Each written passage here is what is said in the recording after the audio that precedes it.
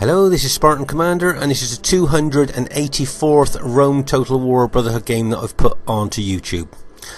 Okay, the team I'm in today consists of Brotherhood member Gladius, who has unusually bought the Carthage faction. Let's just have a closer look. For newer players that want to see builds, you can see here that he's got 8 upgrades on his Sacred Band unit, so that is 2 experience stripes, gold shield, gold attack. There's a close-up of that particular unit there. I know a lot of newer players are interested in veterans builds, so we'll have a little bit of a closer look at the armies. As you can see, he's got 2 Balearic slingers here. They've got long range and seem to have loads and loads of ammunition. And they're always quite useful to bring, especially if you're up against chariots. And also I see he's got Sacred Band units there. Very good cavalry. And I see he's just got 6 upgrades on those, so that'd be gold shield, gold attack. And I see he's got 4 of those, so that's a pretty good Carthage army there. Should be interesting to see how well that does. Our second teammate is RTW player and Brotherhood member Clash. Now Clash has just come back to RTW after a long break from it, and he was a great player of his day, but he may be a little bit rusty, so it'll be interesting to see how well he does on the modern day battlefield. And he's bought the Rome SBQR faction. Our third teammate is Brotherhood member Ulon, who has bought the Rome Scipio faction. Say there, it looks like he's got about 12 infantry. And then our last teammate is myself, Spartan Commander, who has unusually bought an ordinary Macedon army here. As you can see, I've got, I think it's 11 pikes. 2, 3, 4, 5, 7, yeah, 11 pikes, 4 Cretan archers, and I think it's 5 cavalry there. This is another one of my old Macedon armies, so it'll be interesting to see how well it does on the modern day battlefield. This should be a great one for you to watch. And just to say here that each of my pike units have got 7 upgrades on there. As I say, newer players towards W wanting to see veterans army builds here, you can see I got 7 upgrades. That's experience stripe, gold shield, gold attack. And here is the other team. We have Dr. Professor Chicken Monkey, who has bought the Greek Cities factions. A lot of you will have seen him in other battle videos of ours. A very good 31k player. As you can see, unusually for a Greek Cities army here, he's got 5 of their light cavalry units. Now I presume he'll use those for harassment use there, to attack soft targets like enemy archers and things like that. I see he's got, I think it's 12 Spartan units and 3 Cretan archers. So that's an interesting Greek Cities army there. Be good to see how well that does. Their next teammate is Brotherhood member Steve Longshanks, who has bought the Rome Julio faction. I think he's got about 14 infantry there and 5 cavalry. Just going to look at the upgrades that he's got on his cavalry there. Yeah, as I thought, he's got 7 upgrades. So that's an experience stripe, gold shield, gold attack. So that's a pretty robust army there. It should be interesting to see how well that one does too. And their third teammate is IOW SRAX. A lot of you will know SRAX, very good 31k player. And I see he's bought the Rome Julio faction there. And their fourth teammate is IOW Amberix, who has bought the Pontus faction. Unusual to see Pontus bought to 31k battlefield, always worthwhile having a look. As you can see, he's got 7 upgrades on those pikemen.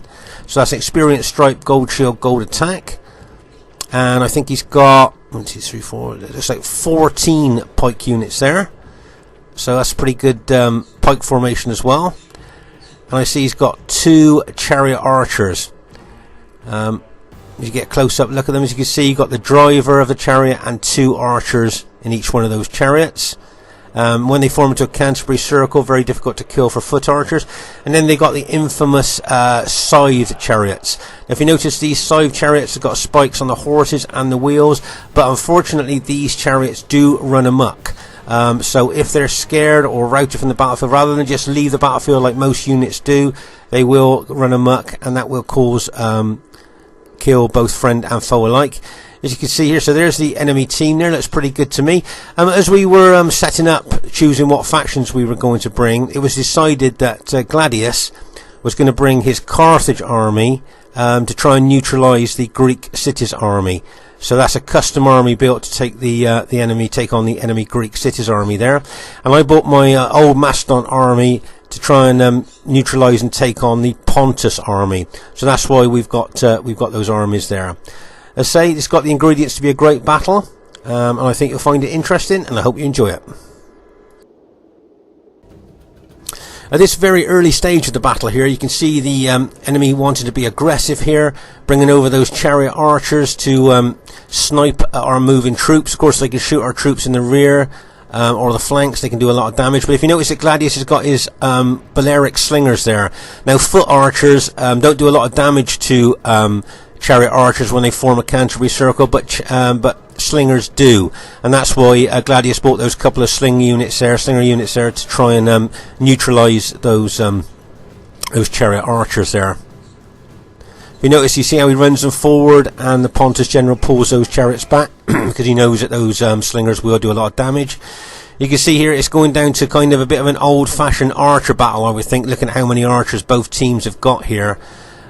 Years and years ago, we always used to have an archer battle before the main battle started. I don't know why we did that, but I'm looking at the archers on both teams here, and I'm thinking there is going to be quite a lot of archer action here. As I say, this is a very, very early stage of the battle. As you can see here, like we said earlier, it is turning into a bit of an archer battle before the main battle starts. You can see my Cretan archers are targeting the Julii auxiliary archers there.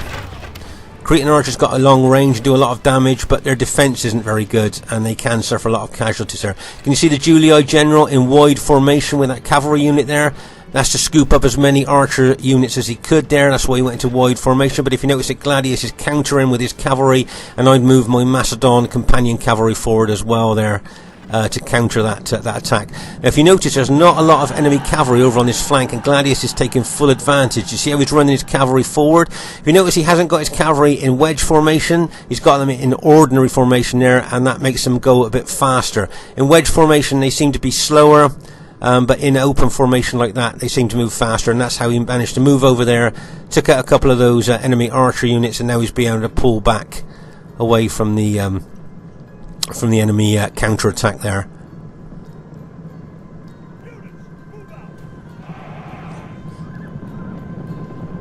As you can see there, Esthrax is moving his army round here to our right flank there, possibly with a view for a right flanking action there. But as you can see, Gladius has pulled his cavalry back from that fray. But don't worry, he'll be looking for other soft targets, archer units. Let's just pause the game for a second, take stock of exactly what's going on. As you can see here, can you see my Macedon army here? I've got a way back from the main front of the battle line here, and if you notice, my men are hiding in the long grass. Can you see how they're knelt down? They're actually hiding in the long grass there. And the reason for that is because even though they're big 121-man units, they're extremely susceptible to missile fire. So we need to keep that army away from the enemy archers and pilers for as long as I can. And if you notice that the enemy Pontus general is doing the same, you notice he's keeping his Pontus army back away from the main front battle line, if you like, just to avoid any archer casualties there. So like I say, even though we got the big 121-man units, as you know, as you've seen in other battle videos, they're extremely susceptible to missile fire. As you can see here, we got a lot of our archers here still shooting at the enemy archers. Let's say this harks back to the very early days of RTW, where we used to always have the kind of archer battle first, and then whoever won the archer battle then, the main battle then started, and that's what it seems to be in this particular battle here. As I say, this is still very early stages of the battle here. If you notice that the Greek cities generally, if you like, have kept his powder dry. In other words, he hasn't used his Cretan archers, but he's bringing them forward now. They're fresh, fully loaded with arrows. As I say, long range, can do a lot of damage. And our archers have already been in combat with other enemy archers there. So that's a nice move there. You can see that the chariot archers are also shooting at our archers as well. So it'll be interesting to see who's going to win here. Nice little move there by Ulan with his cavalry. Once again, you see his open formation, not wedge. Sorry, just normal formation there. so he's got the speed to be able to hit an enemy archer unit and then pull back.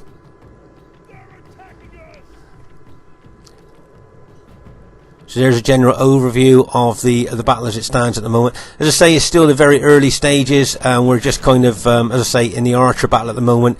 A few little skirmishing hits from cavalry, but really it's still quite a young battle, if you like. As you can see, the Greek city's general there, as I said, kept his archers fresh there, fully loaded with arrows, and he's brought them forward maybe at the right time there. To attack our already battle damaged archers. Okay, at this stage of the battle you can see that we've got chariots out to our right flank there, and I noticed there's a couple of enemy cavalry units moving out to the right as well. And if you notice that Steve has moved his infantry forward there in what looks like an aggressive move towards Clash's SBQR units. But as I say, over on our right flank here we've got scythed chariots and a couple of enemy cavalry units there, probably looking to possibly do a right flanking attack there if they get the chance. Nice little hit there by Esrax's cavalry, smashing into that infantry, getting a full cavalry charge bonus, and then just pulling back before our teammates can kind of countercharge their cavalry. That was a nice little hit there, nice aggressive agitating hit there. As I say, we have to watch out for our right for those cavalry and chariots. But as I say, Steve's moved forward in an aggressive manner there. You can see a lot of Esrax's infantry, or all of Esrax's infantry, are in Testudo at the moment, a good defensive position as we've seen in other battle videos. And over on our far left there you can see that Gladius's Sacred Band cavalry has got them out to the left, looking probably to harass and harangue the enemy with that cavalry, making them keep an eye on him, which might take their attention a little bit off the main battle there.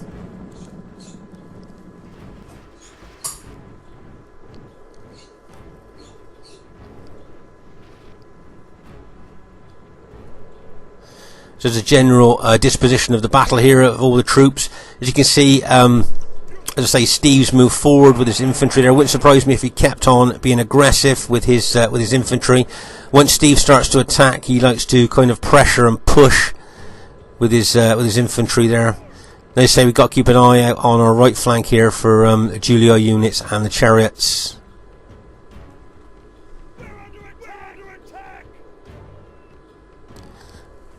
If you notice here, Clash hasn't got a Polish shield unit in front of his main battle line, so his units are in close order, and because of that they will suffer a lot of damage. Can you see those pilers raining in on them?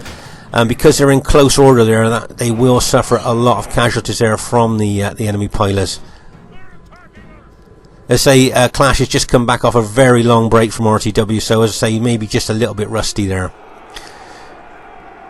As I said, Steve's pushing forward there. Can you see that Clash has thrown a couple of units in to attack some of Steve's forward units there? But if you notice, another one of Clash's units there has been reduced to less than 30 men by the hits that those enemy pilers went in there onto him.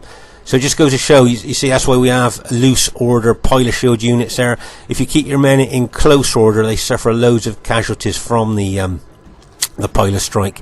If you notice here, Esrax looks like he's pressing forward with his infantry. The Greek city's general looks like he's almost ready to advance as well. So it'll be interesting to see what happens. The Pontus general's moving his pike army forward as well. So it looks like there could be some action starting at any moment. Let's say here over on our right flank here you can see Clash and Steve's armies are actually engaged at the moment, or a few of the units are.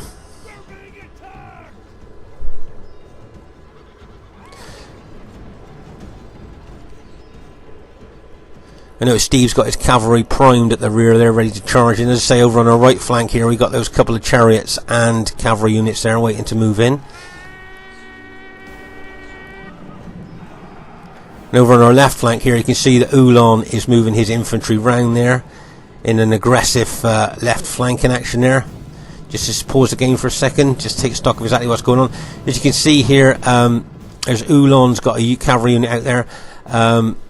You can see here that the Sacred Cavalry, Gladius' Sacred Band Cavalry there, is just taking out a chariot unit. And you can see some of the Greek cities light cavalry moving towards them. But say here on the left flank, you can see Ulan was moving towards the Julia army there. And you've got the enemy main centre there, pretty compact. So I think when the fighting starts, it's going to be in a pretty compact area there. And as I said, over on the right flank here, you can see Steve being very aggressive with his infantry. They're pushing towards our allies' SBQR army. Nice little cavalry hit there by Clash, being aggressive with his cavalry. But if you notice at the back here, can you see most of the Julii cavalry is moving over to the right here to chase off Gladius' Sacred Band cavalry.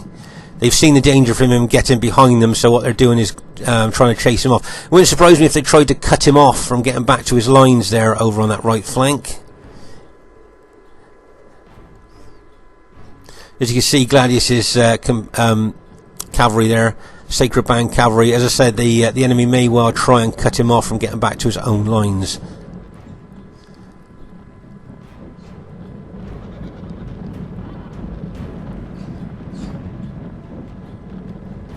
Let's say it looks like Steve's pulled his infantry back here from this right flank. And as you can see, you've got a lot of Julii cavalry moving around to our left now. Now if Esrak starts moving his infantry, which he's doing, it looks like they may well do a coordinated attack on our left flank. If you notice, there are two lots of cavalry, well, including the light Greek cities cavalry. There's 3 lots of cavalry plus that Julii infantry. If you notice that Ulan's moving forward with his cavalry there, some of his cavalry units, to engage some of the Julii cavalry units there.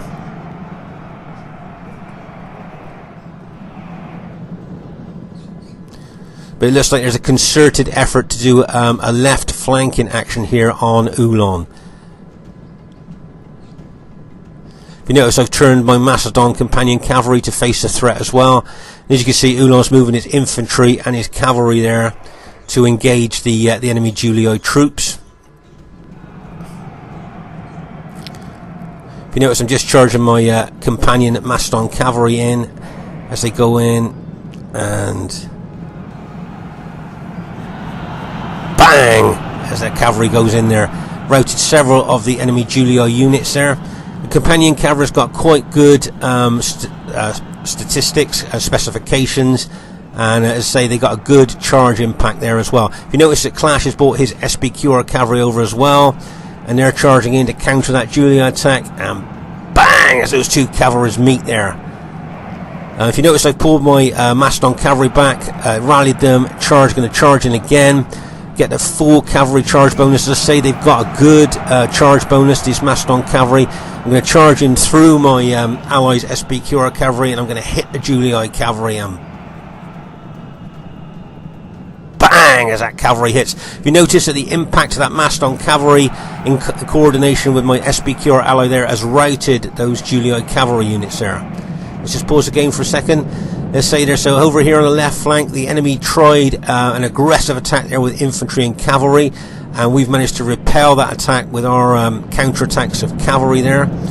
As you can see, the Julii infantry and Greek cities infantry are still moving around to the left flank here, probably with a view to try and still take out our left flank, even though we've kind of won the cavalry battle there. If you see here, you can see Gladius is attacking one of the Greek city units, and he's also got some of his Carthage units engaging some more Greek cities units there at the moment. And over on our right flank and right centre, as you can see, not a lot going on at the moment, but as we've seen in other battle videos, sometimes the quieter places all of a sudden become the hot spots. So it should be interesting to see what happens here on the right flank once the battle gets going here. As I say, I'm waiting for a chance to get in to that Pontus those Pontus pikemen there, but I'm not going to do that with the enemy Julii infantry there, maybe waiting to throw loads of pilers into me.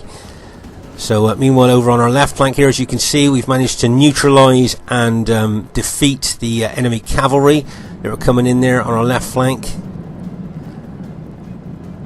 But I see that the enemy infantry are still basically intact, and I notice, as I said before, there's some Greek cities units there.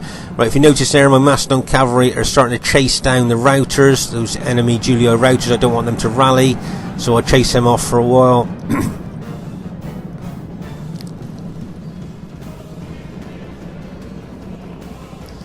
But I notice that Esrax now is moving his infantry back a little bit, over probably towards his Greek city ally there. As you can see here, as I said before, Gladius with his Carthage Sacred Band are taking on some of those Greek city units. If you notice that the Pontus generals sending a couple of Pontus units over to help there. But if you notice, I've just been waiting for this chance now. Now the enemy Julii Roman army has moved away, so I'm not going to get loads of pilots thrown at me. If you notice, I'm being aggressive now and moving my Macedon army forward. Now remember that Pontus army had 14 pike units, and I've only got 11. I think he's moved 2 of his units off to the right, so it's kind of like a bit of a neutral number here. Right, let's just pause the game for a second. Let's say I've run them forward there. Now I'm going to be extremely aggressive against this Pontus army. The Macedon specifications are a little bit better than Pontus, so it'll be interesting to see how well they do. What I'd like to see though is Clash move his SPQR infantry around the flank and rear of these Pontus pikemen. If I hold and engage at the front, if he can just move around the flank and rear there, we got a good chance of maybe taking out that Pontus army. If you notice here, can you see he's got a couple of SPQR units on the right of my formation. If you notice, can you see the Greek city, the enemy Greek cities units have got their backs to those 2 units. Now what I'm thinking is, I wonder if he's going to take those 2 units forward and attack the rear of those enemy engaged enemy Greek city units. Let's say over here on the left flank, there's a lot going on there. Remember, the enemy are the Julii and the Greek cities, and our team are the blue Scipii and Carthage on this left flank. So just at a glance there, you can see who is who. But moving back to this right flank, as I said, I'm going to pin and try and hold those Pontus pikemen at the front with that old block formation of mine. And hopefully Clash will bring his SPQR units around the right flank here, or even around the rear of those pike units. You can see there, we're actually engaged there, the pike units. Right, can you see Clash has done what we thought he would do. He's bringing his SPQR infantry round to the right flank, maybe even get behind the enemy troops there. And if you notice, I'm pushing forward with my guys there. Did you remember we looked at that earlier? Can you see the SPQR units moving over to get into the rear of those Greek city units? But if you notice, a Pontus pike unit has come over to cover those units. Nice little team move there by the enemy team. Right, if you notice here, I'm advancing aggressively with my Macedon pikemen, making the most of their specifications there as I move forward. There's a close-up of the pike fight in there. They say both Pontus and Macedon have got the long pikes, but as I said earlier, I believe that the Macedon faction have got a little bit better specifications than Pontus, so that might make the difference here, possibly. As you see, I'm being very aggressive with my units. Our allies have lost their leader. Right, let's just pause again for a second. As I said here, you can see that Clash has brought his units around to the right flank of that Pontus formation there, attacking while I'm attacking at the front. He's got a couple of units over on the left of my formation there, attacking Greek city units and a Pontus unit there.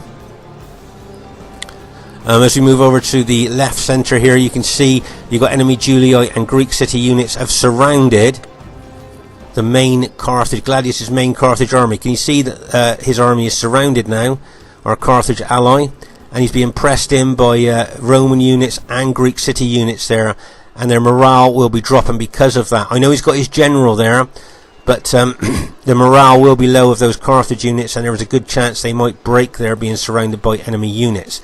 Moving over here to the left rear, you can see that we've got cavalry advantage. You can see Clash has got his SPQR units there.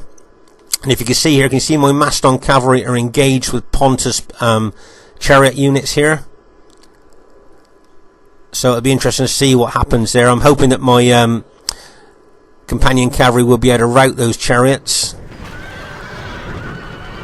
And there we've managed to do that. That's the 2 Pontus heavy scythe chariots have been routed there. If you notice, Clash has charged his SBQR cavalry into those Julii infantry units there.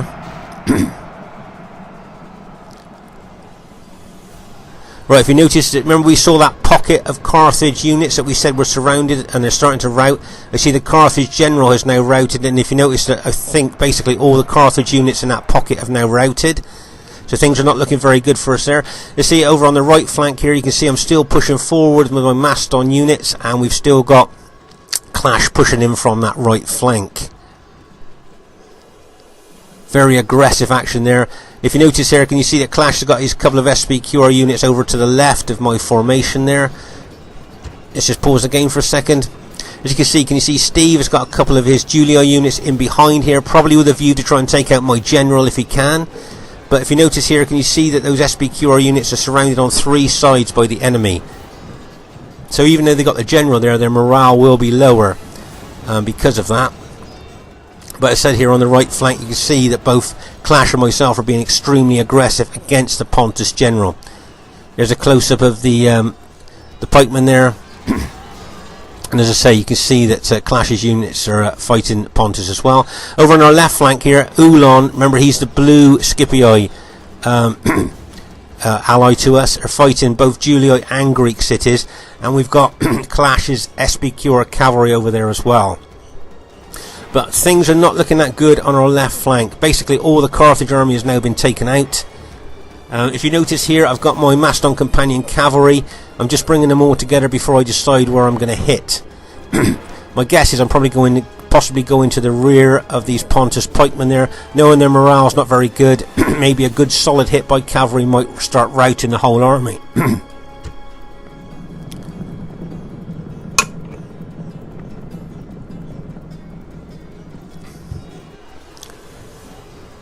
As you can see, there's a lot of engagement going on here. Let's say I got my Macedon cavalry at the back there. I'm still deciding on where I'm going to hit with that cavalry. Where do you think you would, if you were in charge of these battle damaged companion cavalry, where do you think you would hit? Into the back of those pike units, maybe? As I said, the shock might cause a lot of those units to rout. And I think with the pressure that are on those units, if we got 1 or 2 units to rout, the whole Pontus army might rout. So that might be possibly something that we could look at there. Okay, the Pontus general has just been routed, so their morale, which is already low, is going to be even lower. Right, I've decided where I'm going to hit, okay? So there's my companion cavalry. I've seen the rear of those enemy Julii, engaged Julii infantry. I'm going to run forward and try and smash into the back of them. Remember, those units are battle damage, and bang, as that cavalry hits. So they managed to rout a couple of those units. I'm not going to hang around too long there, though. My guess is I just want to make sure I get the full impact, the full cavalry charge bonus, and then pull straight back out. I don't want to engage with enemy infantry. I just want to pull that cavalry back, rally it again, look for somewhere else to hit. You notice I pulled them back again. As I say, this left flank of ours looking a bit precarious here, so I need to help as much as I can. You notice I pulled my cavalry back, charging again into the rear of those Julii infantry. But remember that my cavalry is extremely battle damaged, so I didn't really have the weight to do much damage. Meanwhile, over on the right flank here, you can see we're really pushing forward there onto those Pontus units, putting a lot of pressure. A lot of the Pontus units have routed. If you notice that Clash has got some of his infantry in behind the enemy team there, charging into those units. Remember, you don't need to keep smashing against the barricaded front door. If you can get some units in behind, you might find the back doors open, if you know what I mean. As you can see, a lot of Julii units and Greek city units have come over to this flank as well. But meanwhile, over on our left flank there, Ulon is fighting. Let's pause the game for a second. Let's say here, the battle's split into 2 parts now, the right flank and the left flank.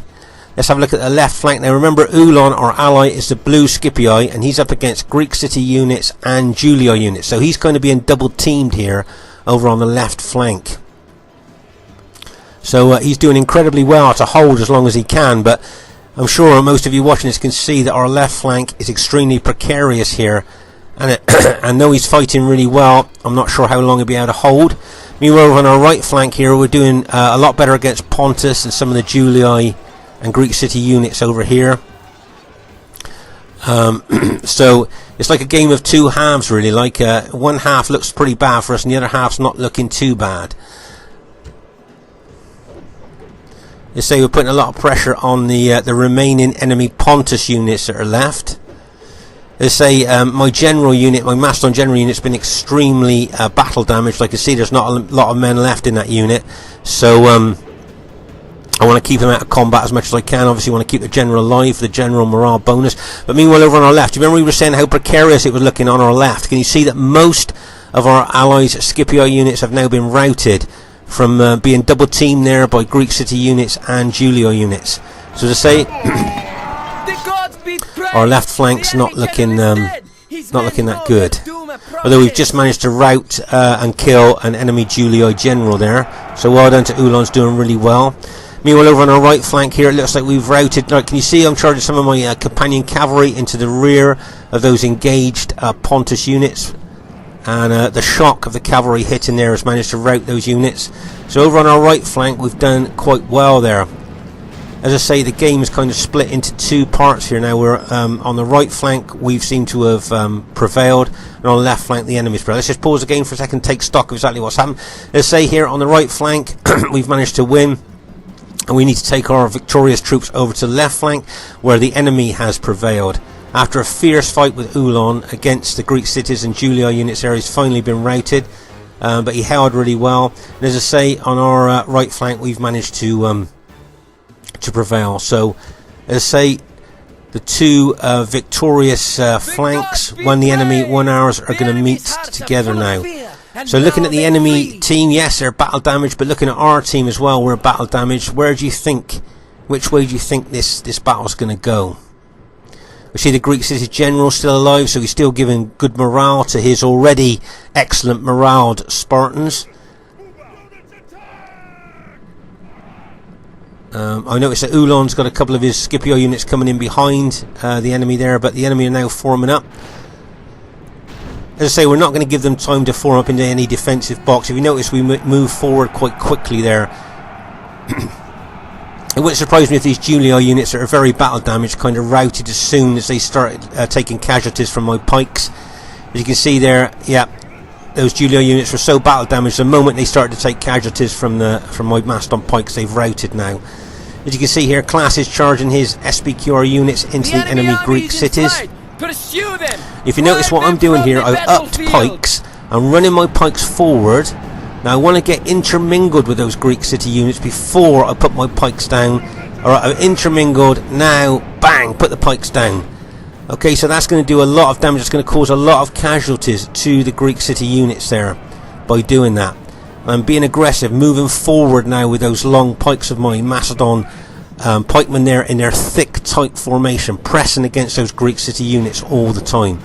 Right, can you see I've got my battle damage? Let's just pause the game for a second. Right, okay, here we can see that the enemy team is surrounded on three sides. Even though they've got their Greek cities general and the Julio general there, their morale will be low because they know they're surrounded by large enemy numbers and from three sides. Right, if you notice, I've got my companion cavalry. They're battle damaged, but I think that the shock of charging into the rear of those already lowered morale enemy troops could well do the trick here. Okay, so surrounded on three sides by infantry, and then charging my cavalry in, and as they go in, bang, as they hit. They are battle damaged, but the shock of them charging into the rear of those engaged enemy troops was enough to cause the rout of the remaining enemy troops there. As I say, always look for the best use of your cavalry there, and I bet as soon as you saw that they were surrounded on three sides and you saw my cavalry, you probably guessed what I was going to do with those Macedon companion cavalry there. And our team is after a fierce battle there, has managed to go on to win the battle there. If you look at the dead all over the battlefield, you can see how intense the fighting was. Very intense there. Okay, the first thing I'd like to say is really well played to everybody in the game there. Now, I thought it was going to be a close victory. For it to be an average victory actually surprised me, as it was so close. I'd just like to say, draw your attention to the Greek cities general, Dr. Professor Chicken Monkey, highest kills in the game. So well done to him, using his Greek cities extremely well there. Really nice kills there, so really well done to him. Really well done to IOW and Byrix, IOW SRAX, well done to BH Steve Longshanks, and well done to the Greek Cities General as well. The team played really well, some good kills there, so really well done, guys. And really well done to Ulon, Clash and Gladius. If you look at Ulon and Clash's kills there, you can see they've done quite well as well. And I thought Gladius did well with Carthage as well there. So really well done to you guys, really well played. Let's say there, it was nice to see so many factions in the battle as well. You don't usually see a lot of different factions in the battle there, but I think there's 1, 2, 3, 4, about 5 different factions there. So that wasn't too bad really. Just have a look at the statistics and my Macedon army there. Nothing really outstanding, I don't think. Any of my units did exceptionally well there, but they did enough to help the team win the battle there. So this is Spartan Commander. So I hope you enjoyed the battle. Nice to see so many different factions. Well played, everybody. See you soon.